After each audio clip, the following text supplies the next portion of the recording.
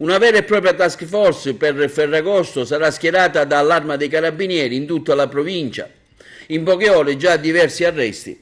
A partire dall'alba del 13 agosto il Comando Provinciale dei Carabinieri di Agrigento ha fatto scattare un vasto dispositivo di controllo del territorio nel capoluogo e lungo il litorale della provincia, finalizzato a prevenire ogni forma di illegalità, a garantire un Ferragosto sicuro ai cittadini e ai turisti. È stato organizzato infatti uno specifico piano di sicurezza con l'impiego di oltre un centinaio di militari nelle 43 stazioni sparse capillarmente in tutta la provincia, dei nuclei radiomobili e dei nuclei operativi, con servizi che saranno svolti senza tregua sino a giovedì prossimo, decine militari impegnati con gazzelle e moto, soprattutto nelle aree più critiche della provincia, oltre che per la prevenzione dei reati anche con l'obiettivo della sicurezza stradale. Itinerari turistici, spiagge, arterie stradali principali e secondarie saranno dunque presidiati in modo intensivo dai militari dell'Arma dei Carabinieri. Una vera e propria task force che ha già raccolto i primi risultati. Il periodo di Ferragosto infatti non è solo il momento di festa, ma per qualcuno era anche forse l'occasione per fare affari. Infatti nelle ultime ore, nel pieno centro storico di Agrigento, i carabinieri hanno notato lungo i vicoli un giovane gambiano, il quale ha subito mostrato un atteggiamento nervoso, suscitando così sospetto. Dopo un primo controllo di identificazione, i militari dell'Arma gli hanno chiesto come mai si trovasse da solo. Non ricevendo una risposta sensata, è scattato un controllo più approfondito con una perquisizione personale.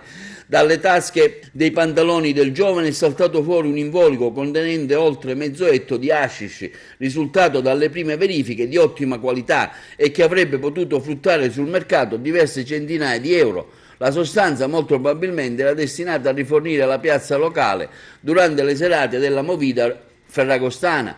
A Licata i militari dell'Arma hanno sorpreso due individui del luogo, quarantenni, sottoposti agli arresti domiciliari, mentre erano a spasso per il centro cittadino, violando le prescrizioni imposte dall'autorità giudiziaria, ammanettandoli in flagranza per il reato di evasione. A Montallegro i carabinieri della stazione, durante un servizio di prevenzione in orario notturno in prossimità delle spiagge, hanno scoperto che presso uno stabilimento balneare era stato organizzato un evento musicale senza le previste autorizzazioni. Per il titolare del lido è scattata subito la denuncia all'autorità giudiziaria. A Porto Empedocle i carabinieri hanno scovato in pieno centro dell'area destinata al mercato rionale un senegalese di 45 anni che smerciava numerose paia di scarpe di varie marche risultate contraffatte e dunque subito sequestrate. Per l'uomo è scattata una denuncia all'autorità giudiziaria per commercio con prodotti dal marchio contraffatto.